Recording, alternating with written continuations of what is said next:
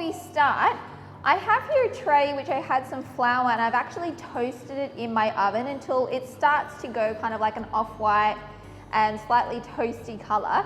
Now, the reason that I'm using this for my shaping is it's going to, because the starches are already cooked, sometimes when you're using a home oven, you have the problem of getting a lot of white flour that never really cooks properly, so you don't get that professional taste or finish to your pizza. But this is a nice little hack to use toasted flour for your pizza shaping. So just pop it in the oven until it goes like a nice light toasty color.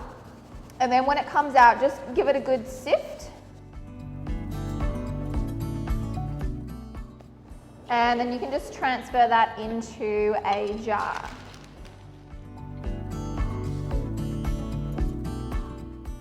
So we're going to start off with our toasted flour. You're going to put like a couple of handfuls down.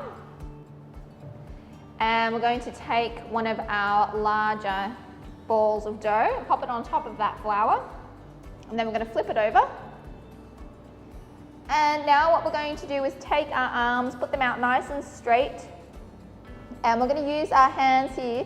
And we're going to press the dough with a lot of pressure. One end, make sure we leave a little bit of a rim. And then pressing up. And we're trying to deflate some of those air bubbles in the center. So we've gone up, and now we're going to go around. Up, and then around. So we want to get rid of all of those little air bubbles there, keeping a bit of a rim on the outside of our pizza so we have a nice crust. And then around. Through the center, and then around. Okay, now we're going to just shake off any excess flour. And then I'm going to put that flour to the side. We don't want all of that flour on our dough. Okay, now to stretch our pizza dough, there's a few different ways that we can do that. We can go from the center and just kind of pull out and then stretch around, like so. We can use our knuckles and then just gently stretch as we turn. So we're just feeling that gluten as we're doing it. We don't want to rip the dough. We're just using gravity and our feeling. Okay. And then the third way is you can do it on the edge of your bench and just stretch and turn as you go. Okay. And then when you're happy with the thickness of your pizza dough, then you can pop that back on your bench. You can put your fillings and then into the oven. Now I do highly recommend just use a sheet of baking paper and put your pizza dough directly onto there.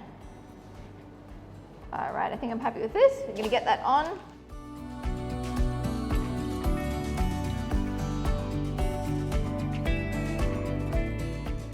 And then now that's ready to put the toppings. Once you've put your toppings onto your pizza dough, you can use one of these, which is called a peel. If you don't have a peel, that's totally fine. You can just use a flat tray. And we're just going to slide that pizza dough onto our tray. We already have our oven preheating. And then when we pop it into the oven, all we need to do is put this flat, give it a bit of a shimmy, and then move it along, and so it's directly onto our baking stone or sheet pan that you have preheated in the oven, which is going to make your base nice and crispy.